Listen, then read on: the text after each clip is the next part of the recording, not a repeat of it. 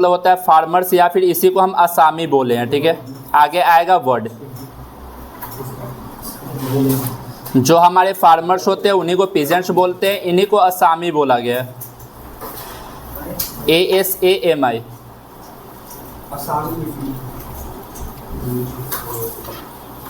Peasants के सामने लिख लीजिए फार्मर्स और असामी, ठीक है। अच्छा, ज़मींदार तो आपको पता है लैंड ऑनर्स होते हैं, कोई दिक्कत की बात नहीं है, ठीक है, लैंड ऑनर्स, ठीक है। और उसके बाद हमें स्टेट का मतलब यहाँ किंग से है, यहाँ पे स्टेट का मतलब किससे है, जो राजा थे मुगल्स टाइम के, उनके समय की बात करनी है, ठीक है। और ये लैंड ऑनर्स हैं, एक्चुअली ये लैंड ऑनर्स नहीं है, ये रिवेन्यू कलेक्टर के रूप में है, मतलब राजा के लिए रिवेन्यू कलेक्शन का काम कर रहे हैं, ठीक है। ये राजा के लिए रिवेन्यू कलेक्शन का काम कर रहे हैं, ठीक है। पॉइंट समझ आया आपको? सबसे पहले हमें, हाँ, जो ज़मीन के मालिक हैं, मेनली हमें इसमें तीन ही जानना है, पीजेंट्स के बारे में जानना है, ज़मींदार के बारे में जानना है, और स्टेट के बारे में, किंग के बारे में जानना है। कॉन्सेप्ट क्लियर है? असामी है ये, असामी का मतलब, असामी भी इनके लिए वर्ड यूज करते हैं, ठीक है। अभी हम आपको बताएंगे साउथ टेक्स्ट में इनके लिए कुछ अलग वर्ड भी यूज किया गया है साउथ में, तो वो भी वर्ड जो है हम आगे इसमें पढ़ने वाले हैं। टॉपिक बहुत मज़ेदार है, आपको आराम से समझ आएगा, एक बार में पढ़ाएंगे, एक बार में दिमाग में चला जाएगा। सबसे पहले देखिए, हम इसमें जो पढ़ने वाले हैं सब 16th और 17th सेंचुरी के बारे में। किसके बारे में पढ़ने वाले हैं? अच्छा, 16th और 17th सेंचुरी का मतलब समझ रहे हैं, किसी भी सेंचुरी के साथ ना। अच्छा, यहाँ पे साइड में अगर चाहते हैं तो आप लिख सकते हैं 16th सेंचुरी का मतलब क्या होता है, 1500 से 1600, यही होता है ना। और अगर मान लीजिए हमने लिखा कि 16 से लेकर 17 सेंचुरी, तो मतलब आपको पता है कब से कब तक हम इसमें पढ़ने वाले हैं, ठीक है। यहाँ पे 1500 से हम शुरू करेंगे और फिर 1700 तक जाएंगे, ठीक है। याद रखिए, इसी टाइम पीरियड के बीच में जाएंगे, 1500 से लेकर 1700 के बीच का, 1500 से लेकर 1700 के बीच का ये जो टाइम पीरियड है, हमारे यहाँ मुगल्स का रूल है। किसका रूल है? मुगल्स का रूल है, जो अपने पास मुस्लिम रूलर्स थे उनका। भाई हमें जब पढ़ना है वो 1700 तक ही पढ़नी है, ठीक है। 1500 से 1700 तक हमारे यहाँ किसका रूल्स है? मुगल्स का रूल है। हमें इन्हीं के बारे में पढ़ना है। इस समय हमारे यहाँ टैक्सेशन कैसे आता था, इनके टाइम पे हमारे यहाँ पीजेंट का जो लाइवलीहुड था वो कैसे चलता था, हमें बस इनके बारे में यही जाननी है। समझ आ रहा है? कॉन्सेप्ट एकदम क्लियर है। अब देखिए, during 16th and 17th century हमारे पास 85% पॉपुलेशन जो है वो गांव में रहती थी। आज हमारे गांव में अराउंड 70% पॉपुलेशन रह रही है ना, उस समय 85% पॉपुलेशन हमारी कहाँ रहती थी?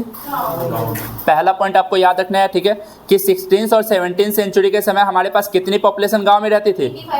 85% जो है वो पॉपुलेशन गांव में रहती थी। 16th और 17th सेंचुरी में कितनी परसेंट पॉपुलेशन? 85% पॉपुलेशन गांव में रहती थी, ठीक है, याद रखिएगा।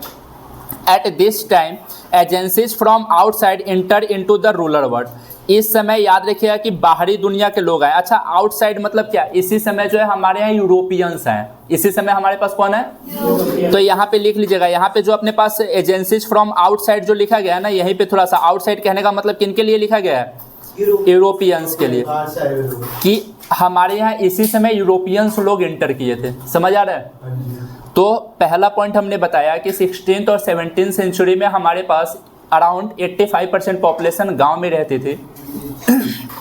ये वो टाइम पीरियड है जिस समय हमारे पास यूरोपियन लोग क्या किए थे?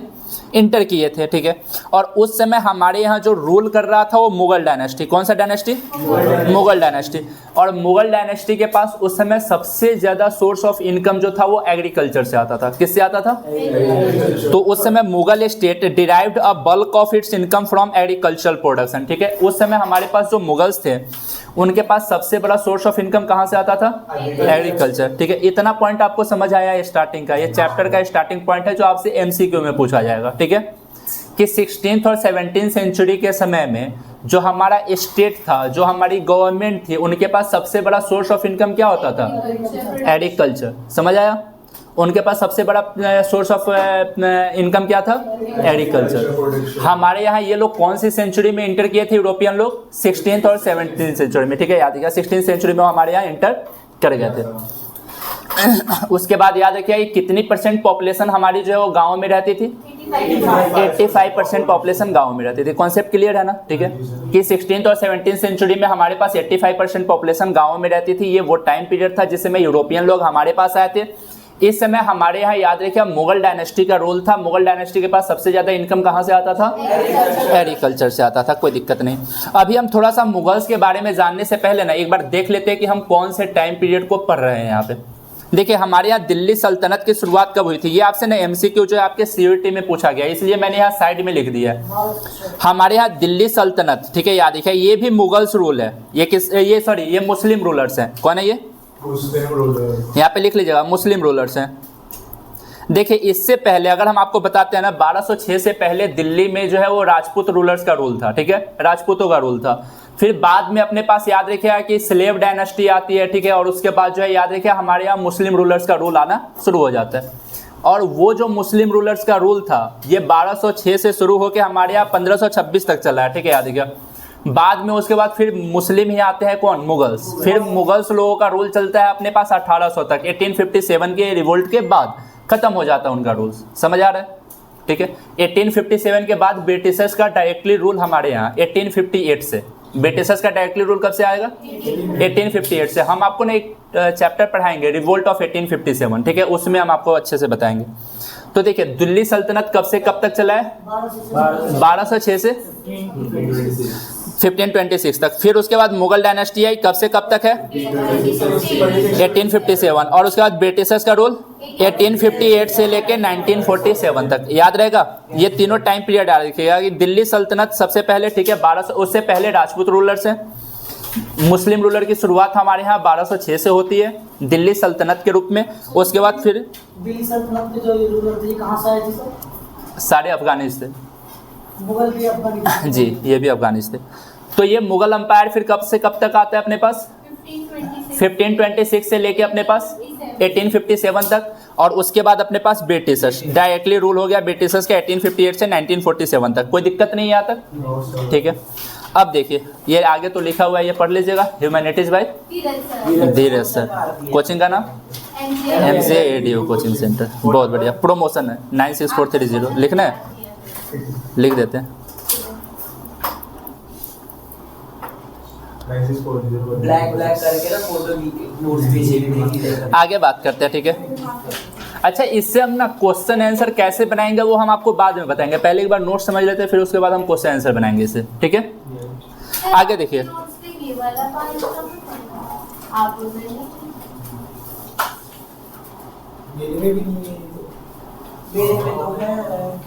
कोई नहीं, हम टॉपिक से आते हैं।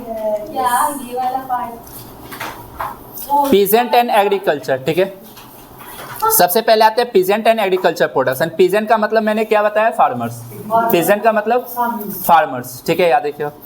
तो सबसे पहले देखिए आपसे पूछा जाएगा, ठीक है, कि उस समय जो रूरल इंडिया था उसका अगर आपसे फिजियोग्राफी पूछा जाए, क्या पूछा जाए? फिजियोग्राफी का मतलब जानते हैं वहाँ पे किस तरीके का लैंड मिलता था, ठीक है। फिजिकल स्ट्रक्चर मतलब किस किस टाइप का लैंड हमें देखने को मिलता था। तो रूरल इंडिया में उस समय एग्रीकल्चरल ट्रैक्ट्स थे, मतलब हमें खेती वाली ज़मीन देखने को मिलती थी। हमें वहाँ पे ड्राई लैंड भी देखने को मिलते हैं, सूखा वाला ज़मीन भी देखने को मिलता है। हमें गाँव वाले रीजन में हिली रीजन्स भी देखने को मिलते हैं और साथ में फॉरेस्ट एरिया। उस समय का जो रूरल इंडिया था, रूरल इंडिया में हमारे पास टोपोग्राफी में मतलब उसके अगर हम लैंड का टाइप बोले तो टोपोग्राफी में हमें क्या क्या देखने को मिला है? एग्रीकल्चर लैंड भी है गांव में फॉरेस्ट लैंड भी है, गांव में हिली रीजन भी है, गांव में अपने पास ड्राई लैंड भी है। समझ आ रहा है? मतलब गांव में ये सारी चीज़ थे, ठीक है, याद रहेगा ना, ठीक है। ये गांव का जो है अपने पास लैंड है, ठीक है। अब ऐसा नहीं कि गांव की सारी भूमि जो है एग्रीकल्चरल ट्रैक्ट नहीं थी, ये बात ट्रू और फॉल्स में हमेशा याद रखिएगा। गांव की क्या सारी जमीन एग्रीकल्चर लैंड थी? नहीं थी ना, ठीक है, याद रखिएगा। ये बात ट्रू और फॉल्स में आप याद रखिएगा कि गांव का पूरा लैंड क्या नहीं था? एग्रीकल्चर लैंड नहीं था। भाई गांव में हमें पास कैसे कैसे टोपोग्राफी देखने को मिले हैं? वहाँ पे एग्रीकल्चर लैंड देखने को मिला है, ड्राई लैंड देखने को मिला है, हमें वहाँ पे हिली रीजन भी देखने को मिला है, फॉरेस्ट एरियाज भी देखने को मिले। ये सब गाँव के अंदर, हाँ, विलेज एरिया के अंदर, ठीक है। अब देखिए यहाँ से इंपॉर्टेंट पॉइंट शुरू होगा। The basic unit of agricultural society was village inhabited by peasants who performed the manifold seasonal tasks such as tilling the soils, sowing the seeds and harvesting the crops. अब ये 1 marks में आपसे आएगा, ठीक है, 1 marks में आपसे आएगा कि एक बात बताइए, जो एग्रीकल्चर सोसाइटी है उसका बेसिक यूनिट क्या था? विलेज। एग्रीकल्चर का सबसे नीचे वाला इकाई क्या होती है भाई? एग्रीकल्चर सबसे पहले शुरू कहाँ से होता है? गांव से ही होता है ना। अभी बता रहे हैं एग्रीकल्चर की शुरुआत सबसे पहले कहाँ से होती है भाई? वहीं से होती है ना। फिर वहां से एग्रीकल्चर प्रोडक्शन कहाँ जाएगा? मार्केट में जाएगा, ठीक है। फिर उसके बाद सिटी हब में जाएगा, ठीक है, याद रखिए। लेकिन एग्रीकल्चर का जो बेसिक यूनिट है वो क्या है? विलेज। अगर आपसे पूछा जाए basic unit of agriculture society तो याद रखिए क्या होगा? विलेज, ठीक है। तो हमारे जो एग्रीकल्चर सोसाइटी है उसका बेसिक यूनिट क्या है? विलेज है, ठीक है, याद रखिए। जहाँ पे रहने वाले लोग मेनली कौन है अपने पास? पीजेंट्स। जहाँ पे रहने वाले लोग कौन है? तो गांव में रहने वाले लोग कौन है? किसान। समझ आया? गांव में रहने वाले लोग फार्मर्स हैं, ठीक है, याद रखिए। ये गांव में क्या क्या काम करते हैं? तो ये जनरली याद रखिए सॉइल को टिल करते हैं, जोतना, ठीक है, याद रखिए। टिलिंग द सॉइल मतलब खेत की जुताई, ठीक है, हल वगैरह लगा के जो खेत की जुताई करते हैं, ठीक है। उसके बाद सोइंग द सीड्स, उसके अंदर बीज बोना, और हार्वेस्टिंग का मतलब उसकी कटाई करना। यही काम है ना गाँव में। एग्रीकल्चर में काम क्या है भाई? एग्रीकल्चर में है कि जनरली याद रखिए खेत की जो है जुताई कीजिए, फिर उसके बाद बीज बोइए, फिर इरिगेशन कीजिए, बाद में फसल तैयार हो जाए तो हार्वेस्टिंग कीजिए। यही करते हैं ना वो। समझ आ रही है आपको? तो हमारे पास पहला पॉइंट हमने बताया कि एग्रीकल्चर सोसाइटी में मेनली जो है याद रखिए अपने पास बेसिक यूनिट जो एग्रीकल्चर सोसाइटी का वो क्या है? विलेज। विलेज में कौन रहते हैं? पेजेंट्स। और क्या क्या करते हैं वो? याद रहेगा ना। ये टिलिंग करते हैं, अपने पास सोइंग करते हैं, इरिगेशन करते हैं, हार्वेस्टिंग करते हैं, ये सब काम करते हैं। कोई दिक्कत नहीं, ठीक है। अब आगे आते हैं।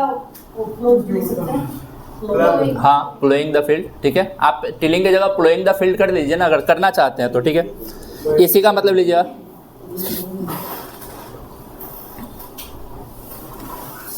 प्लोइंग द फील्ड, ठीक है। ये खेत की जुताई करते थे, ठीक है। खेत की जुताई कर रहे हैं, उसके अंदर बीज बो रहे हैं, इरिगेशन कर रहे हैं, उसकी कटाई कर रहे हैं फसल तैयार होने के बाद। समझ आ रहे हैं? तो अगर आपसे पूछा जाए कि जो रूरल एरियाज था, जो अपने पास एग्रीकल्चर जो अपने पास सोसाइटी है उसका बेसिक यूनिट क्या है? विलेज। विलेज में कौन रहते हैं? पीजेंट्स। और ये पीजेंट्स क्या क्या करते हैं? हार्वेस्टिंग करते हैं। एकदम सिंपल कॉन्सेप्ट है, ठीक है। अब हम आगे आते हैं। एक 2 मार्क्स का क्वेश्चन सीधा बनता है कि हम उस समय के जो किसान है या फिर एग्रीकल्चर सोसाइटी है या फिर जो विलेज है उनके बारे में जानते कैसे हैं? 16th और 17th सेंचुरी के जो अपने पास फार्मर्स है या फिर विलेज सोसाइटी है, रूरल एरिया है, उनके बारे में सोर्स क्या है जानने का? हम इनके बारे में ये जो लिखे हैं ना कि हाँ उस समय के किसान क्या क्या करते थे, उनके पास कितनी ज़मीन होती थी, कौन कौन से फसल की बुआई करते थे, टैक्स कितना देते थे, तो ये चीज़ें हमें पता कैसे चली है? तो हम आपको बताते हैं कि हमारे पास सोर्स क्या है, ठीक है। Sources to know about the rural society यहाँ पे है अपने पास, ठीक है। तो यहाँ पे नीचे लिख लिया sources to know about the rural society of 16th and 17th century. लिखिए उसके नीचे सोर्सेज टू नो अबाउट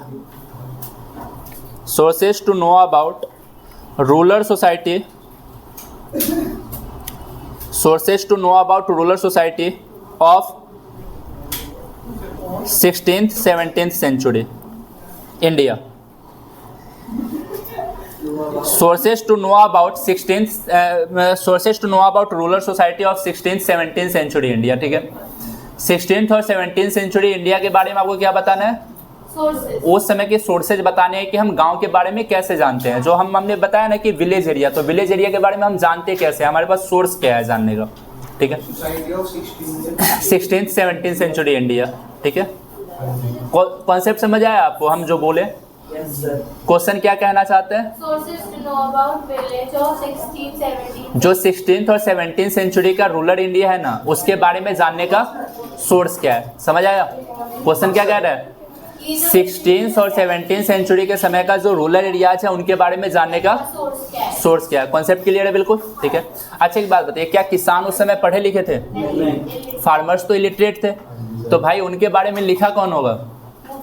उस समय के राजा महाराजा एडमिनिस्ट्रेटर लोग के यहाँ जो मतलब राजा महाराजा के यहाँ जो काम करने वाले जो एडमिनिस्ट्रेटर लोग रहेंगे वही लोग लिखे होंगे ना, ठीक है।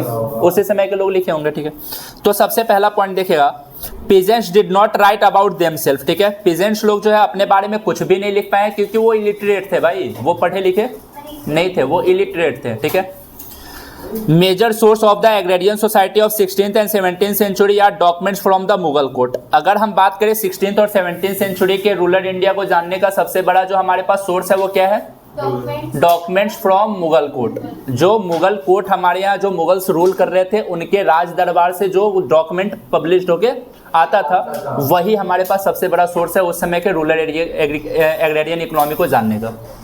ठीक है, समझ आया? हमारे पास 16-17 सेंचुरी के जो अपने पास रूरल इंडिया उनको जानने का सबसे बड़ा सोर्स क्या है? Documents from Mughal court. याद रहेगा, ये हाईलाइट कर लीजिए, ये अपने पास एमसीक्यू के फॉर्मेट में भी याद रखिएगा। 16th और 17th सेंचुरी के रूरल इंडिया के बारे में जानने का हमारे पास सोर्स क्या है? Documents from Mughal court. क्या है हमारे पास source? Documents from Mughal court. ठीक है, याद रहेगा। अब देखिए कौन कौन सा डॉक्यूमेंट है जिससे हम इनके बारे में जानते हैं। सबसे इंपॉर्टेंट सोर्स जो है ना, ठीक है, याद रखिए, वो है आईने अकबरी। सबसे इंपॉर्टेंट सोर्स क्या है अपने पास? One of the most important chronicle was Aine Akbari. याद रखिएगा, सबसे इंपॉर्टेंट सोर्स हमारे पास क्या है? आईने अकबरी। आईने अकबरी और अकबरनामा एक बुक है। ये क्या है अपने पास? बुक है, समझिए। एक क्रॉनिकल, क्रॉनिकल का मतलब होता है ना एक बड़ा सा बुक जो काफी पेजेस में लिखा गया हो। ठीक है, तो आईने अकबरी और अकबरनामा क्या है हमारे पास? बुक है। ठीक है, मेनली किसके द्वारा लिखा गया आईने अकबरी? अबुल फजल के द्वारा। किसने लिखा है ये? अबुल फजल कौन था? Court historian of Akbar. Abul Fazl कौन था? तो एक बात बताइए, हमारे पास सबसे बड़ा सोर्स रूरल इंडिया को जानने के लिए कौन सा बुक है? आईने अकबरी। किसने लिखा है? अबुल फजल कौन था? अकबर। आपसे सीधा पूछा जाए अकबर का राज दरबार जो है अपने पास इतिहासकार कौन है, तो याद रखिएगा कोर्ट हिस्टोरियन कौन है अपने पास?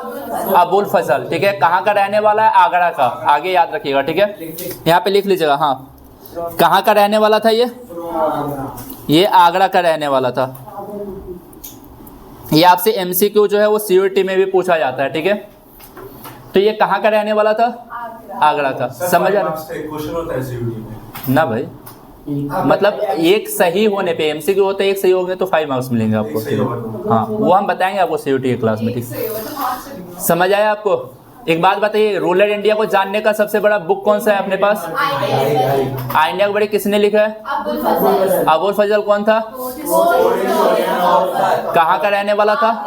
आगरा का। ठीक है, याद रखिएगा। आईने अकबरी में कौन कौन से डिटेल हैं? आईने अकबरी में कौन कौन से डिटेल है? तो यहाँ देखिएगा, the main record arrangement made by the state to ensure cultivation. पहला हम इसमें बताते हैं कि सरकार जो है वो कल्टीवेशन के लिए क्या क्या अरेंजमेंट की है। इसके अंदर बताया गया था कि जो मुगल टैक्स सबसे ज्यादा मुगल को कहाँ से आता था? एग्रीकल्चर से। मैंने बताया था ना सबसे ज्यादा मुगल के पास टैक्स कहाँ से आ रहा है? तो भाई एग्रीकल्चर के लिए कौन कौन सा इंसेंटिव ये सरकार ले रही है, कौन कौन सा कदम उठाई है, वो लिखा गया है आईने अकबरी में कि सरकार ने क्या क्या किया है। कहीं का कनाल बनाया है, कहीं पे इरिगेशन फैसिलिटीज के लिए वो अपना कुछ वैसा काम किया है, तो वो सब चीजें आईने अकबरी के अंदर लिखी गई है। इसी में बताया गया कि शाहनहर कनाल बनाया गया था। ठीक है, शाहनहर आगे आएगा। ठीक है, तो जनरली देखिए इसके अंदर सबसे पहला हमारे पास क्या रिकॉर्ड है? Arrangement made by state to ensure cultivation. सरकार कल्टीवेशन को सुनिश्चित करने के लिए कौन कौन सा कदम उठाई है। समझ आया? इसके अंदर क्या लिखा गया है? Arrangements made by state to ensure. बोलो, रिपीट करो भाई, क्या लिखा गया? ठीक है, इसके अंदर क्या लिखा गया? Arrangements made bye. ठीक है, दूसरा पॉइंट इसके अंदर और क्या देखने को मिलता है? Collection of revenue by the agency of. दूसरा पॉइंट क्या देखने को मिलता है? मतलब सरकार कितना पैसा उनसे टैक्स के रूप में लेती है, इसी के अंदर पता चलता है आईने अकबरी में। ठीक है, दूसरा पॉइंट क्या पता चलता है?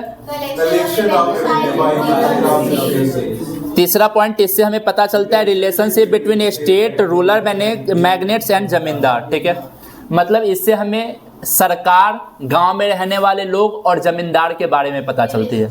ठीक है, रिलेशनशिप। रूरल मैग्नेट्स का मतलब है गांव में रहने वाले लोग, पीजेंट्स की बात करता है मेनली। ठीक है, जितने भी, हाँ, रूरल पीपल जो भी अपने पास विलेज मैन थे। ठीक है, याद रखिए, जो अपने पास गांव में रहने वाले जितने भी लोग थे, ठीक है, उनके बारे में। ठीक है, और जमींदार गांव में नहीं रहते थे बल्कि शहर में रहते थे। कहाँ रहते थे?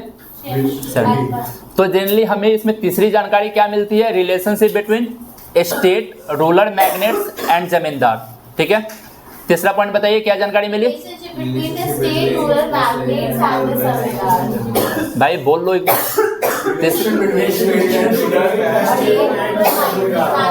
क्या क्या जानकारी मिलती है? रिलेशनशिप। अब बताइए हमें आईने अकबरी जो है याद रखिए सबसे बड़ा सोर्स है किसके बारे में जानने का? कब के रूलर इंडिया, कौन से सोसाइटी, कौन से सेंचुरी के रूलर इंडिया के बारे में? 16th एंड 17th सेंचुरी के रूलर इंडिया के बारे में जानने का सबसे बड़ा सोर्स है हमारे पास। ठीक है, किसने लिखा है आईने अकबरी? अबुल फजल। कौन था? अच्छा, इसके अंदर तीन कौन कौन से पॉइंट लिखे गए? पहला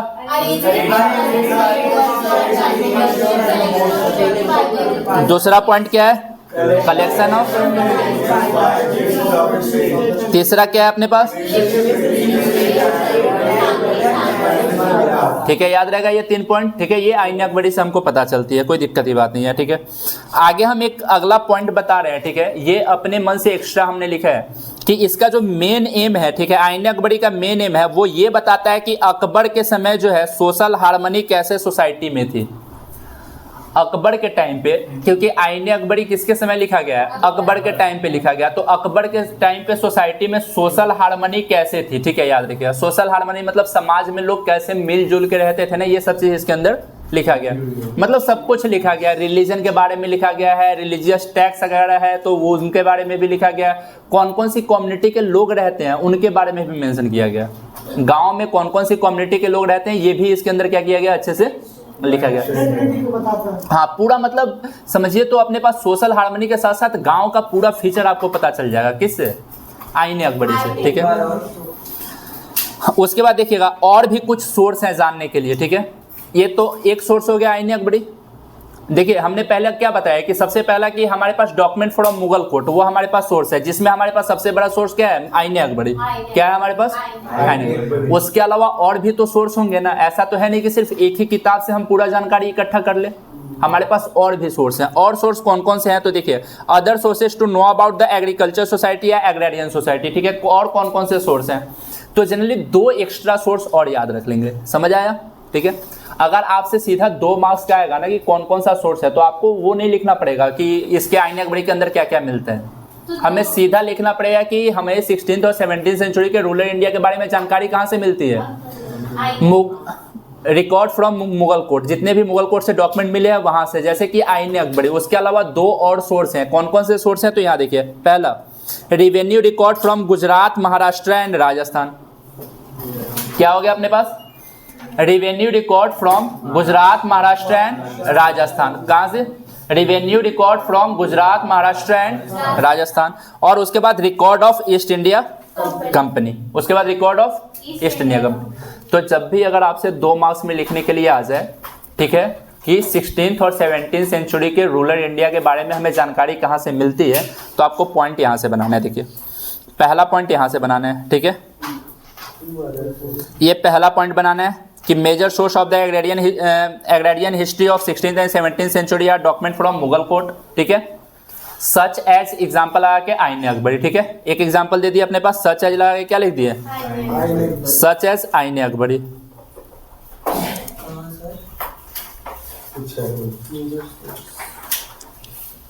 समझ आया? देखिए जब भी अगर आपसे डायरेक्टली क्वेश्चन आ जाए ना तो वो आप पहला पॉइंट ये बना दिए, कोई दिक्कत नहीं। ठीक है, पहला पॉइंट ये समझ आ गया। यहाँ पे अगर चाहते हैं तो लिख सकते हैं Aine Akbari written by Abul Fazl, number अच्छा मिलेगा क्योंकि यहाँ पे ये इम्प्रेस्ड करेगा अबुल फजल। समझ आया पहला पॉइंट? पहला पॉइंट हम क्या लिखेंगे? Major source of agrarian history of 16th and 17th century are document from Mughal court such as Aine Akbari written by Abul Fazl. ठीक है, ये हो गया पहला पॉइंट, लिख लिया आप लोग। दूसरा पॉइंट यहां से होगा। ठीक है, ये कि other sources to know about agrarian society, और इसमें 2 पॉइंट बना लेंगे। ठीक है, पहला क्या बनाएंगे अपने पास? Revenue record from Gujarat, Maharashtra and Rajasthan, और दूसरा अपने पास record from East India Company. ठीक है, तो ये इतना पॉइंट आपको करना है 2 मार्क्स में, मिल जाएगा आराम से 2 मार्क्स। ये क्वेश्चन सिर्फ 2 मार्क्स का आता है, 2 मार्क्स आपको आराम से मिल जाएगा। अलग से क्वेश्चन आएगा कि आईने अकबरी के अंदर कौन कौन से प्रोविजन लिखे गए हैं, आईने अकबरी से हमें कौन कौन सी जानकारी मिलती है। तब हमने आपको बताया कि आईन अकबरी से कौन कौन सी जानकारी मिलती है। देखिए यहाँ से आईन अकबरी से कौन कौन सी जानकारी मिलती है, मैंने ये 3 पॉइंट में लिखा है, ठीक है। आईन अकबरी से हमें जानकारी मिलती है कि उस समय स्टेट ने कौन कौन सा अरेंजमेंट किया था कल्टीवेशन को इंश्योर करने के लिए। आईन अकबरी से हमें रेवेन्यू के बारे में जानकारी मिलती है। आईन अकबरी से हमें जानकारी मिलती है कि स्टेट रूलर मैग्नेट और जमींदार के बीच में क्या रिलेशन, समझ आया, ये हमें आईन अकबरी से जानकारी मिलती है। आगे आइएगा, तो इतना पॉइंट। अब हमारे पास पीजेंट एंड देयर लैंड, जो किसान है और उनके जमीन के बारे में थोड़ा सा। क्या जमीन किसानों की थी? यही तो सबसे बड़ा कंफ्यूजन है कि जमीन किसानों की थी या राजा की थी, ये बातें समझ नहीं आ रही है। मुगल इंडिया में टैक्स काफी ज्यादा था, तो जब बाहर के लोग हमारे पास आए ना, तो उन लोगों ने देखा कि टैक्स रेट इतना ज्यादा है ना कि लग ही नहीं रहा है कि ये टैक्स दे रहा है, लग रहा है कि जैसे रेंट दे रहे हैं। अब मान लीजिए कि जैसे हम यहाँ पे अपने सेंटर का रेंट पे कर रहे हैं, ठीक है, एग्जांपल हम आपको बता रहे हैं। अब ये रेंट जो है, याद रखिएगा, अगर ना होता, अगर ये टैक्स होता, तो इतना ज्यादा टैक्स भाई हो ही नहीं सकता। तब तो सामने वाले को यही लगता ना कि भाई ये रेंट पे कर रहा है, समझिए इस बात को। तो मुगल इंडिया में हमारे पास टैक्स इतना ज्यादा थे ना कि यूरोपियन लोग जब हमारे पास आए ना, तो उनको लगा कि ये टैक्स नहीं है बल्कि ये क्या है, रेंट है। मतलब पूरी जमीन किसकी है, सरकार की। तभी तो सरकार उससे क्या कर रहा है, रेंट ले रहा है कि नहीं, क्योंकि टैक्स काफी हाई नहीं था। अच्छा, टैक्स हाई क्यों था, हम आपको ये बता रहे हैं। टैक्स हाई इसलिए था क्योंकि प्रोडक्शन काफी अच्छे लेवल का था। टैक्स हाई इसलिए भी था कि जमींदार और इंक्लूड करते हैं। अभी वो चीजें हम आगे बताएंगे। सबसे बड़ा कॉन्सेप्ट तो यही है ना कि टैक्स हाई इसलिए था क्योंकि भाई प्रोडक्शन अच्छे लेवल का है।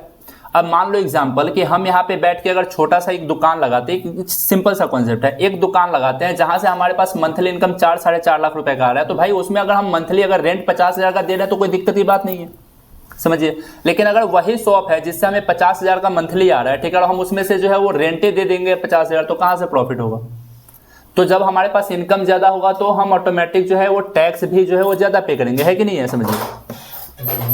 तो पीजेंट एंड देयर लैंड की बात करते हैं, जो हमारे किसान थे और उनके जमीन की। Indo Persian source of the Mughal period use the term रैयत और मुजारियन टू डिनोट पीजेंट। पहला पॉइंट तो ये, हाँ, जो इंडो, अच्छा देखिए, ये जितने भी लोग हैं ना, ये जितने भी मतलब मुगल्स हैं ना, उनका जो अपने पास लैंग्वेज था, कोर्ट लैंग्वेज, वो पर्शियन था। क्या था कोर्ट लैंग्वेज, याद रखिए। मुगल लोगों का कोर्ट लैंग्वेज क्या था, अभी बता रहे हैं। मुगल लोगों का जो अपने पास कोर्ट लैंग्वेज था वो क्या था, पर्शियन। जितना भी नहीं, वो बोलना और लिखना जितना काम होता था सब पर्शियन लैंग्वेज में। जितना भी काम होता था कौन से लैंग्वेज में, पर्शियन लैंग्वेज में, ठीक है। तो जितना भी डॉक्यूमेंट लिखा गया सब कौन से लैंग्वेज में, पर्शियन लैंग्वेज में। तो याद रखिए, जो अपने पास इंडो पर्शियन सोर्स है, ठीक है, मुगल पीरियड के समय, वो हमारे पीजेंट्स को इंडिकेट करने के लिए 2 वर्ड बोलते हैं। या तो उनको क्या बोलते हैं, रैयत, या फिर उन्हीं को मुजारियन बोलते हैं। याद रहेगा, पीजेंट को क्या बोले हैं, रैयत या मुजारियन। फिर से बोलिए, रैयत या मुजारियन। पीजेंट को क्या बोले हैं वो, रैयत या मुजारियन। याद रहेगा, पीजेंट के लिए कौन सा वर्ड यूज किए, रैयत और मुजारियन। याद रहेगा। दूसरा पॉइंट याद रखिए इसके बारे में, ठीक है, कि द टर्म किसान और असामी was also use for peasant. Peasant के लिए कुछ और वर्ड यूज किया गया है, कौन कौन सा, किसान या आसानी। हाँ, तो ये डॉक्यूमेंट में हमें डायरेक्टली किसान भी लिखा हुआ मिला है, ठीक है। जो जनरली नॉर्थ इंडिया से जो डॉक्यूमेंट मिले हैं वहां पे किसान लिखा गया है, ठीक है। तो हम इनके लिए अदर वर्ड भी यूज करते हैं, कौन कौन सा, किसान या आसामी। याद रहेगा। तो अगर आपसे पूछा जाए कि इंडो पर्शियन सोर्स में पीजेंट्स को डिस्क्राइब करने के लिए कौन कौन सा वर्ड देखने को मिला है, रैयत या मुजारियन। बोलो, रिपीट करो, रैयत मुजारियन। फिर से बोलो, रैयत या मुजारियन, ठीक है। इनको और भी अदर नाम से जाना जाता था, क्या, किसान या आसामी। कौन सा नाम, किसान या आसामी। इंडो पर्शियन सोर्स में क्या मिला इनका नाम, इंडो पर्शियन सोर्स में क्या नाम मिला, और भी कौन नाम से जानते थे इनको, किसान और आसामी, ठीक है। अब गौर से सुनिएगा, पीजेंट्स 2 तरीके के थे। गांव में किसान कितने तरीके के थे, 2 तरीके के। एक को बोलते थे खुद काश्ता और दूसरे को बोलते थे पही काश्ता। खुद काश्ता, खुद, और दूसरा पही काश्ता। पीजेंट कितने तरीके के थे, 2। तो यहाँ पे मार्क कीजिएगा, peasants were of 2 kinds. Peasant कितने तरीके के थे, 2। ऐसे थोड़ा चलाओ तो, टाइप्स, काइंड्स को टाइप्स बोलते हैं भाई। पीजेंट्स कितने तरीके के थे, 2 टाइप्स। कौन कौन से थे, खुद कास्ता, पाही कास्ता। खुद कास्ता और पही कास्ता। फिर से बताइए पीजेंट्स कितने तरीके के थे? कौन कौन से थे? कास्ता, पाही कास्ता। अच्छा एक बात बताओ, इंडो पर्शियन सोर्स में पीजेंट्स को किस रूप में जाना गया? और कौन से नाम से? किसान। ये पीजेंट्स या किसान कितने तरीके के थे? कौन कौन से थे? अच्छा गौर से सुनिए, खुद कास्ता कौन होते हैं? हम अगर मान लो हम अपने गांव में रह के, सुनो, हम अपने गांव में रह के खुद अपने जमीन के ऊपर खेती कर रहे हैं तो हम खुद कास्ता है। तो self reliant खुद कास्ता। हम अपने गांव में रह के अपने जमीन के ऊपर खेती कर रहे हैं तो हम कौन है? खुद कास्ता। अब क्या है कि मान लीजिए हमारे गांव में फ्लड आ गई, हमारे गांव में फैमाइन आ गया, ठीक है, तो वैसे समय में हमारे गांव में तो एग्रीकल्चर होगा नहीं, तो हम क्या करेंगे? हम दूसरे गांव में जाएंगे, दूसरे के जमीन पे क्या करेंगे? खेती करेंगे, ठीक है, या तो उनसे रेंट पे लेके या तो उनके यहाँ काम करके बदले में पैसा ले लेंगे, ठीक है, तो हम कहलाएंगे पही कास्ता। समझ आया? जिनके पास अपनी जमीन होती थी वो कौन थे? खुद कास्ता। जो दूसरे के जमीन पे जाके काम करते थे कौन थे? पही कास्ता। समझ आया कॉन्सेप्ट? किसान कितने तरीके के थे? पहले कौन थे? खुद कास्ता। दूसरे कौन थे? पही कास्ता। जिनकी अपनी जमीन थी अपने गांव में खेती करते थे, खुद कास्ता। जिनकी अपनी जमीन नहीं थी दूसरे गांव में जाके खेती करते थे, पही कास्ता। डिफरेंस याद रखिएगा, 2 मार्क्स का आता है। समझ आया? खुद कास्ता में पहले बताइएगा, resident of the village in which they held there land. Repeat कीजिए मेरे साथ, residents of the village in which they held there land. ठीक है, अगर आपको वहां याद न रहे तो सिंपल सा हम जैसे बताए वैसे लिखिएगा, ठीक है, कि ये अपने गांव के थे और अपनी जमीन पे खेती करते थे, ठीक है, याद रखिएगा। The peasant of their village, ठीक है, in which they field this या फिर they practise agriculture on their land, ठीक है, वो अपने लैंड के ऊपर ही एग्रीकल्चर क्या करते थे? प्रैक्टिस करते थे। तो वो कौन थे जो अपने खेत पे खेती करते थे? जो दूसरे के खेत पे जाके? पही कास्ता, ठीक है। एक लाइन में इसको पूरा रिपीट कीजिए। खुद कास्ता कौन थे? फिर से बोलिए इसको, रेसिडेंट। फिर से बोलिए भाई, फिर से रिपीट करो एक बार। याद हुआ? फिर से बोलो, फिर से रिपीट कीजिए। खुद कास्ता को फिर से रिपीट कीजिए, फिर से रिपीट कीजिए, फिर से रिपीट कीजिए। याद हो गया? खुद कास्ता कौन थे बाबू? रिपीट करो। ये उस गांव के निवासी थे जिस गांव में खुद इनकी जमीन होती थी और अपने गांव पे एग्रीकल्चर प्रैक्टिस करते थे। समझ आया? दूसरी तरफ थे अपने पास कौन? पही कास्ता। कौन थे दूसरी तरफ? पही कास्ता। तो याद रखिए, non resident cultivators who belong to other village but cultivate land elsewhere on a cultural contractual basis. ये नॉन रेसिडेंट कल्टीवेटर मतलब उस गांव के नहीं है, दूसरे गांव से आए हुए हैं। गौर से सुनिए, कहां से आए हुए हैं? दूसरे गांव से ये आए हुए हैं, ठीक है, लेकिन ये वहां पे जाके उनका जमीन लेके उसके ऊपर कॉन्ट्रैक्चुअल बेसिस पे खेती कर रहे हैं। हम बताए ना, मान लीजिए कि हमारे गांव में फैमाइन आ जाए, फ्लड आ जाए, तो हम अपने जमीन पे खेती कर पाएंगे क्या? तो हम दूसरे गांव में जाएंगे, दूसरे पर्सन का जमीन क्या करेंगे? हायर करेंगे और उसके बाद उसके ऊपर खेती करेंगे, उसके बदले में उसको जो प्रोडक्शन देना है दे देंगे, बाकी प्रॉफिट हमारा होगा। या तो फिर हम उसके यहाँ जाके खेती करेंगे, बदले में डेली वेजेस हम उससे लेके चले आएंगे। समझ आया? अगर हम डेली वेजेस लेके आ रहे हैं तो हम एग्रीकल्चरल लेबर हैं। कौन है हम? लेकिन अगर हम दूसरे के यहाँ जाके दूसरे की जमीन भाड़े पे लेके, कॉन्ट्रैक्ट पे लेके उसके ऊपर खेती कर रहे हैं तो हम पही कास्ता है। समझ आया? अगर हम दूसरे के गांव में जाके, गौर से सुनो, दूसरे के गांव में जाके दूसरे के जमीन पे हम डेली वेजेस पे काम कर रहे हैं कि भाई आज काम तुम्हारे यहाँ किया, 500 रुपये हमको दे दो, तो हम एग्रीकल्चरल लेबर हुए। कौन हुए? पही कास्ता कब होंगे? जब हम दूसरे गांव में जाएंगे, उसके जमीन को हम क्या करेंगे? हायर करेंगे और उसके बाद उसके ऊपर खेती करेंगे। समझ आया? इसको एक साथ यहाँ तक पहले बोलेंगे फिर बाद में यहाँ तक, ठीक है, कि non resident cultivator who belong to some other village. ठीक है, फिर से बोलिए, फिर से बोलो, non resident cultivator who belong to some other village. आगे, but cultivate land elsewhere on a contractual basis। ठीक है, फिर से रिपीट करो। Non resident cultivators who belong to some other village but cultivate land elsewhere on contractual basis। फिर से repeat करो। Non-cultivated belong to some other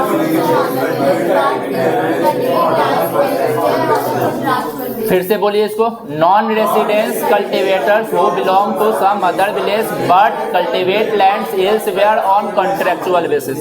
फिर से रिपीट करो।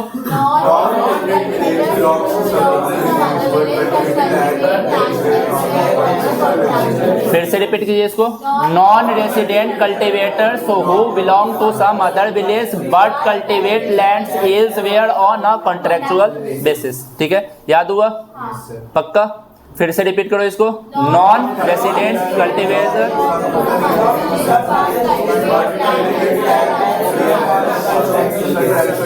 भाई अब बिना देखे आप लोग बोल सकते हैं। हाँ। बोलो।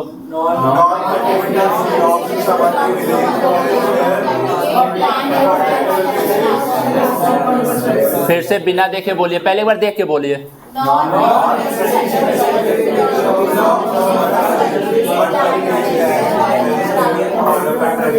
ठीक है, अब बिना देखे बोलिए इसको।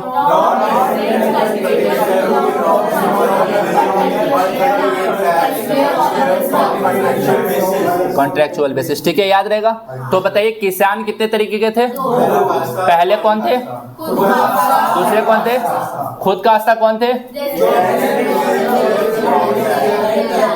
और दूसरी तरफ पही काश्ता कौन थे?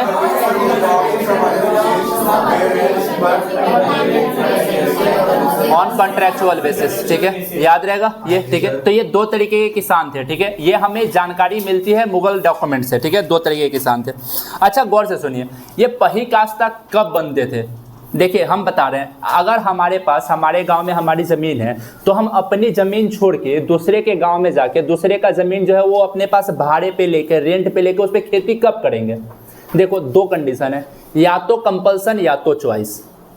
भाई हम दूसरे यहाँ काम क्यों कर रहे हैं? गौर से सुनिए, हम दूसरे के यहाँ जाके काम कब कर रहे हैं? दो ही कंडीशन है, या तो मजबूरी हो या तो हमारी मर्जी हो। ठीक है, मजबूरी कब होगी? जब हमारे यहाँ नेचुरल क्लाइमेटीज आ जाएगी। मजबूरी कब होगा? अब एक बात बताओ, जैसे खुद सोचो, अगर हमारे पास अपनी जमीन है तो भाई हम अपना जमीन छोड़ के दूसरे के जमीन पे खेती कब करेंगे? दो कंडीशन, या तो मजबूरी से करेंगे या तो जनरली हम अपनी मर्जी से करेंगे। मजबूरी कब होगी? जब हमारा जमीन हमारे यूज का नहीं होगा। कब? जब कोई नेचुरल क्लाइमेटीज आ जाए, फ्लड आ जाए, हमारी जमीन पे पानी भर जाए, या फिर फैमाइन आ जाए हमारे यहाँ। ठीक है, हमारी जमीन पूरी सूख जाए। पहला तो कंडीशन ये है। नेचुरल क्लाइमेटीज के समय हमारी मजबूरी होगी। नेचुरल क्लाइमेटीज के समय हमारी क्या होगी? मजबूरी। दूसरा, हम अपने कंपल्सन के साथ साथ जो है अपनी मर्जी से भी। मर्जी कब होगा? जब टैक्स राजा ज्यादा बढ़ा दे। अब मान लो कि जैसे हम अपने लैंड पे खेती कर रहे हैं और राजा बोले कि भाई यहाँ पे टैक्स 50% होगा। कितना परसेंट? 50। और दूसरी जगह टैक्स राजा 25% लगा रखा है। गौर से सुनिए, तो हम बोलेंगे कि अपने जमीन पे खेती नहीं करेंगे भाई। हम 50%, मान लो कि 1 लाख का प्रोडक्शन किए तो 50,000 टैक्स किसको देना है? राजा को। अब मान लो कि हम दूसरी जगह गए, 10% पे लैंड ले लिए। कितने परसेंट पे? 10% पे। और 25% टैक्स देना है, तो सिर्फ 35% ही तो देना है ना भाई। बाकी तो 65% बच गया ना। यहाँ तो सिर्फ 50% बच रहा था। समझ आ रहा है? तो दूसरा कंडीशन था, हम अपनी मर्जी से दूसरे के यहाँ कब जाते थे? जब हमारे यहाँ टैक्स ज्यादा हो जाए। क्या हो जाए? क्योंकि पूरे भारत में एक समान टैक्स नहीं था। समझिए, वो लैंड वाइज क्या करता था? वेरी करता था। किसी किसी जमीन पे ज्यादा टैक्स, किसी किसी जमीन पे कम टैक्स। रीजन वाइज भी वेरी करता था। बंगाल और बिहार जैसे रीजन में टैक्स का रेट काफी हाई था, जबकि दूसरी तरफ अगर आप देखिएगा वेस्टर्न यूपी, पंजाब, हरियाणा, राजस्थान, ये सब पे टैक्स का रेट क्या था? काफी कम था। समझ आ रहा है आपको? तो पही काश्ता हम कब बनते थे? दो चीज के कारण। ठीक है, आइदर ऑफ कंपल्सन और चॉइस। कि कब बनते थे? आइदर ऑफ कंपल्सन और चॉइस। हम पही काश्ता कब बनते थे? आइदर ऑफ कंपल्सन और चॉइस। समझिए, कंपल्सन कब होगा? नेचुरल क्लाइमेटीज के समय। कंपल्सन कब होगा? कंपल्सन का मतलब जानते हैं ना, मजबूरी। ठीक है, कब होगा? जब कोई नेचुरल क्लाइमेटीज हो जाए। और चॉइस कब होगा? जब राजा का टैक्स इंक्रीज हुआ। समझ आ रहा है आपको? ठीक है, तो यहाँ पे लिखा गया है, देखिए, पीपल बिकेम पही काश्ता आइदर आउट ऑफ चॉइस और आउट ऑफ कंपल्सन। जो हमारे पास जो किसान थे वो पहिकास्ता कब बनते थे? या तो चॉइस या तो कंपल्सन से। कब बनते थे? चॉइस या कंपल्सन। ठीक है, याद रखिएगा, यही दो कारण था। ठीक है, या तो चॉइस से या तो कंपल्सन से।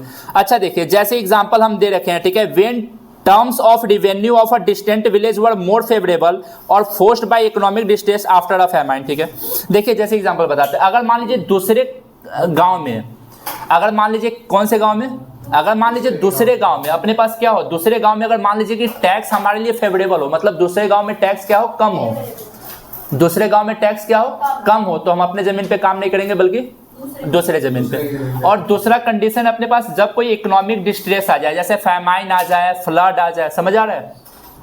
तो यहाँ देखिए, आउट ऑफ चॉइस से लिखा गया ना, आउट ऑफ चॉइस के सामने डैश देके लिख लीजिएगा। ठीक है, इफ रेवेन्यू या sorry if tax is high, if हाँ टैक्स इज हाई। ठीक है, हम अच्छी बात बताइए, हमने बताया ना कि हम दूसरे के खेती पे जाके कब अपना एग्रीकल्चर करते थे, जब या तो हमारे यहाँ राजा टैक्स बढ़ा दे। ठीक है, तो ये हमारा चॉइस हो गया कि हम अपने यहाँ काम नहीं करेंगे, दूसरे के यहाँ जाके काम करेंगे। ठीक है, या फिर दूसरा होता है कंपल्सन। कंपल्सन कब? जब नेचुरल क्लैमिटीज आ जाए। कब आ जाए? तो यहाँ पे कंपल्सन के सामने लिखेगा नेचुरल क्लैमिटीज। ठीक है, नेचुरल क्लैमिटीज, जैसे एग्जांपल ब्रैकेट में flood and famine. Natural calamities bracket में कर दीजिएगा फ्लड एंड फैमाइन। जब फ्लड आ जाए या सूखा पड़ जाए, तो वैसे कंडीशन में हम दूसरे के यहाँ जाके खेती करते थे। समझ आया पक्का? किसान दो तरीके के थे बता दिए, खुद काश्ता, पहिकाश्ता। खुद काश्ता अपने जमीन पे खेती करते थे, अपने गांव में रहते थे। पहिकाश्ता दूसरे के गांव में जाके दूसरे का लैंड कॉन्ट्रेक्चुअल बेसिस पे लेके उस पे खेती करते थे। पहिकाश्ता बनने के लिए दो कंडीशन था, या तो अपने चॉइस से बनते थे, आउट ऑफ चॉइस या आउट ऑफ कंपल्सन। कंपल्सन कब था? जब नेचुरल कोई क्लैमिटीज आ जाए। ठीक है, याद है क्या? फ्लड, फैमाइन आ जाए। अपना चॉइस कब होता था? जब राजा टैक्स इंक्रीज कर दे और दूसरी जगह का टैक्स हमारे फेवर में हो, दूसरी जगह टैक्स हमारे फेवर में हो। हमारे यहाँ टैक्स 100% और दूसरी जगह 50%, तो भाई दूसरे के यहाँ जाके खेती कर लेते हैं ना। समझिए इस बात को, कॉन्सेप्ट समझ आ रहा है आपको? ठीक है, तो ये पॉइंट याद रखिएगा। ठीक है, अब हम आगे कुछ किसान के बारे में पॉइंट बता रहे हैं। देखिए, average peasant of north India, ठीक है, याद रखिएगा, उनके पास एक pair of blocks and 2 plough होता था। ये सब एमसीक्यू में पॉइंट भी आपको याद रखना है। जो नॉर्थ इंडिया के किसान थे, किसके? नॉर्थ इंडिया के किसान, उनके पास आपको कम से कम एक जोड़ा बैल और उसके बाद जो है 2 हल देखने को मिलता था। A pair of a pair of बैल, तो a pair of blocks and 2 plough. ठीक है, नॉर्थ इंडिया के किसानों के पास एवरेज बैल बोली थी वो, अ पेयर ऑफ बैल। अच्छा बताइए, एवरेज पीजेंट जो नॉर्थ इंडिया के थे, उनके पास हमारे पास क्या क्या देखने को मिलता था? अ पेयर ऑफ ब्लक्स, फिर से बोलिए, ब्लक्स एंड 2 प्लॉ। ठीक है, याद रहेगा? फिर से बोलिए, क्या क्या देखने को मिला है? एवरेज पीजेंट जो नॉर्थ इंडिया के थे, उनके पास क्या क्या होता था? ओ भाई, pair of bullets and 2 pair of मारो गलत बोला है। पेयर ऑफ फिर से बोल भाई। Pair of bullets and 2 plug 2 plough. ठीक है, जो भी है याद रहेगा? ठीक है, फिर से बोलिए, नॉर्थ इंडिया के किसानों के पास एवरेज क्या क्या होता था? A pair of blocks and 2 plough. ठीक है, याद रहेगा? अच्छा गौर से सुनिए, जो गुजरात था, गुजरात में जो हमारे पास पीजेंट्स होते थे, जिनके पास 6 एकड़ से ज्यादा लैंड होता था, उनको हम समृद्ध या अफ्लुएंट पीजेंट मानते थे। ठीक है, गुजरात में जिनके पास कितना जमीन हो, 6 एकड़ से ज्यादा जिनके पास जमीन हो, वो अफ्लुएंट पीजेंट माने जाते थे। गुजरात में जिनके पास कितना जमीन, अफ्लुएंट का मतलब होता है मतलब कि समृद्ध, मतलब कि रिच पीजेंट कर दीजिए यहाँ पे। ठीक है, गुजरात में कितना जमीन था रिच पीजेंट के लिए? तो गुजरात में जिनके पास 6 एकड़ से ज्यादा जमीन होता था, उनको रिच पीजेंट माना जाता था। समझ आ रहा है? गुजरात में कितना जमीन? 6 एकड़ से ज्यादा जमीन जिनके पास होता था, उनको क्या बोलते थे? रिच पीजेंट या अफ्लुएंट पीजेंट। समझ आ रहा है? कोई दिक्कत नहीं। आगे देखिएगा, बंगाल में, कहाँ पे? बंगाल में जो एवरेज पीजेंट थे, उनके पास 5 एकड़ लैंड होता था। कितना होता था? बंगाल में एवरेज पीजेंट के पास कितना लैंड था? 5 एकड़, ठीक है, याद रखिए। और जिनके पास, याद रखिए, 10 एकड़ लैंड होता था उनको असामी बोलते थे। क्या बोलते थे? असामी। समझ आ रहा है? बंगाल में एवरेज पीजेंट के पास कितना लैंड था? बंगाल में एवरेज पीजेंट के पास कितना लैंड था? 5 एकड़ भाई, 5 एकड़। बंगाल में एवरेज पीजेंट के पास कितना लैंड था? और जिनके पास 10 एकड़ लैंड होता था उनको असामीज। अरे 5 सुन ले यार। अब भाई हम आपसे पूछेंगे और नहीं बताओगे तो दिमाग हिला देंगे। बताओ, एवरेज पीजेंट के पास कितना लैंड होता था बंगाल में? बंगाल में 5 एकड़। और जिसके पास 10 एकड़ लैंड होता था उसको असामी। असामी कैसे? सर अब बोलो सर। मामी। समझ आया आपको? फिर बताइए, नॉर्थ इंडिया में, भाई सुनो, नॉर्थ इंडिया में, ठीक है, हमारे पास एवरेज पीजेंट के पास क्या क्या होता था? रिपीट कीजिए सब कोई। नॉर्थ इंडिया में एवरेज पीजेंट के पास क्या था? नॉर्थ इंडिया में एवरेज पीजेंट के पास क्या था? नॉर्थ इंडिया में एवरेज पीजेंट के पास क्या होता था? पेयर ऑफ प्लग्स एंड टुकलो। नॉर्थ इंडिया में एवरेज पीजेंट के पास क्या होता था? गुजरात में जिनके पास 6 एकड़ लैंड होता था उनको क्या बोलते थे? Rich peasant. गुजरात में अफ्लुएंट या रिच पीजेंट कौन होते थे? जिनके पास 6 एकड़ से ज्यादा लैंड हो। गुजरात में रिच पीजेंट किनको बोलते थे? बंगाल में एवरेज पीजेंट के पास कितना लैंड?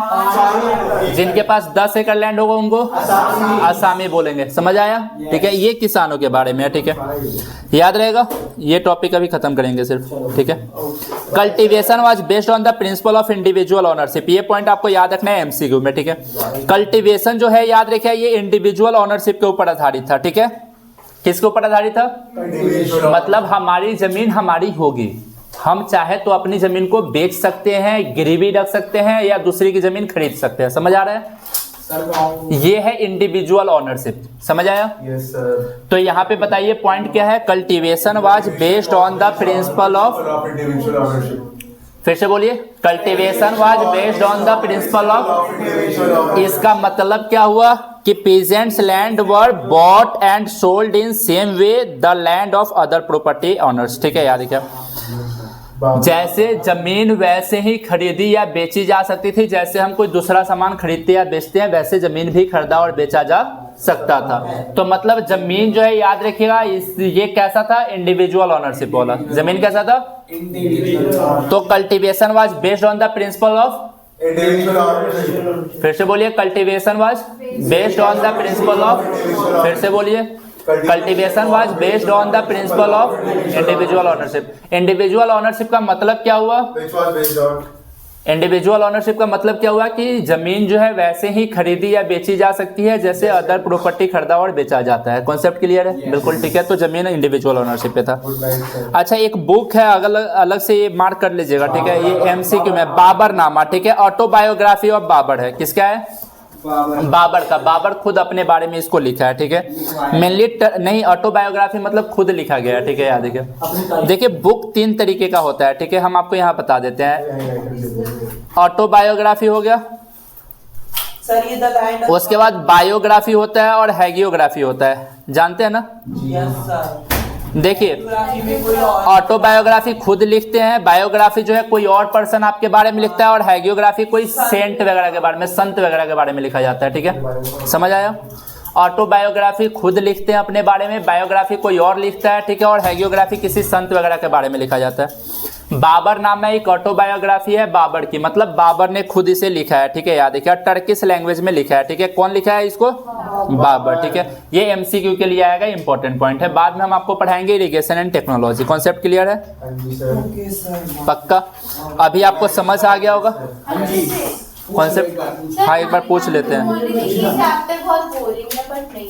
भाई इतना इंटरेस्टिंग चैप्टर है ना, मैटर ये है ना कि पढ़ाने का तरीका होना चाहिए, सबसे बड़ी चीज वो है। हम आपको क्यों बोलते हैं भाई क्लास में, हम आपको क्या बताना चाहते हैं भाई, क्लास में ना जब तक तुम 100% नहीं हो तब तक तुम्हें समझ नहीं आएगी चैप्टर। 100% होने के लिए क्या करना है, हम बोल रहे हैं तुम रिपीट करो, है कि नहीं। हाँ, और ये जो है ना हमारे बच्चे आजकल सीख गए हैं कि हम आपको सुन रहे हैं, आप बोलिए, 2 चाटा में दिमाग हिला देंगे। भाई सुनने का मतलब आपको देखना भी है, देखिए और सुनिए। अब ऐसा नहीं है कि कान में लीड लगाए हुए और हमारी बातें सुन रहे हो। भाई तुम वहां देख रहे हो और हमारी बातें सुन रहे हो, तो ऐसे तो तुम फोन पे भी पढ़ सकते हो ना।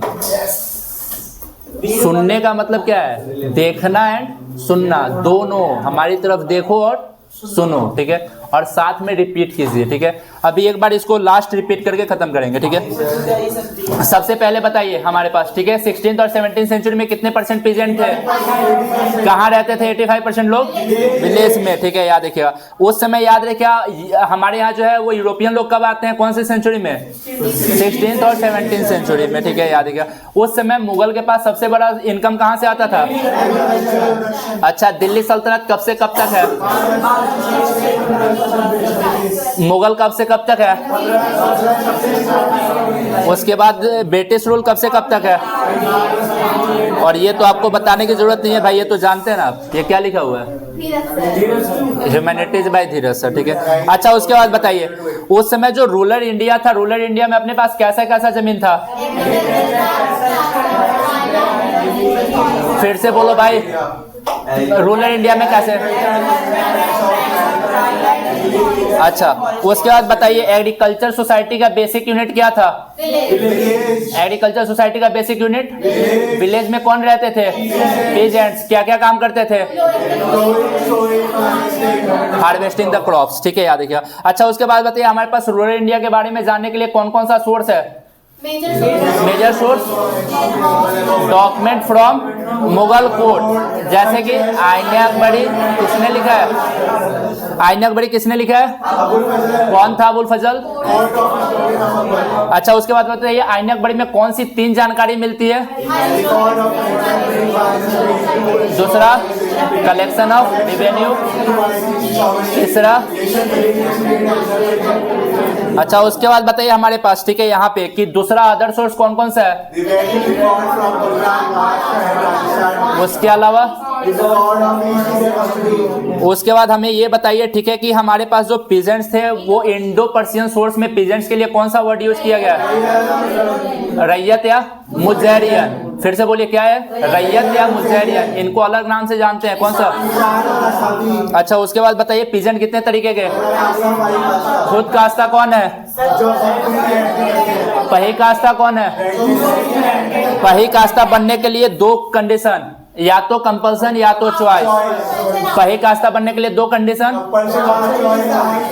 कंपल्सन कब होता था, नेचुरल क्लैमिटी, कंपल्सन कब था, नेचुरल क्लैमिटी। चॉइस कब था, टैक्सेस जब हाई होते थे। तो किसान कितने तरीके के, कौन कौन से, खुद कास्ता कौन है, पही कास्ता कौन है। अच्छा, उसके बाद बताइए पही कास्ता बनने का 2 कंडीशन, कंपल्सन या चॉइस। कंपल्सन कब था, चॉइस कब था, ठीक है। अच्छा, आगे बताइए हमारे पास एवरेज पीजेंट नॉर्थ इंडिया में उनके पास क्या क्या होता था। अच्छा, गुजरात में जनरली याद रखिएगा कि हमारे पास रिच पीजेंट किसको बोलते थे, जिनके पास 6 एकड़ से ज्यादा अपने पास क्या हो, जमीन हो। अच्छा, बंगाल में एवरेज पीजेंट के पास कितना जमीन, और 10 एकड़ वाले को क्या बोलते थे, असामी। कल्टीवेशन ऑनरशिप जो है कौन से प्रिंसिपल पे आधारित था, इंडिविजुअल ऑनरशिप। इसका मतलब ये लोग अपना जमीन वैसे ही खरीद या बेच सकते हैं जैसे अदर सामान। बाबरनामा किसने लिखा है, बाबर। कौन से लैंग्वेज में लिखा गया है, ठीक है, बाकी हम अगले क्लास में पढ़ेंगे, कोई दिक्कत नहीं। कहाँ, उनसे सुनना है कुछ हमको।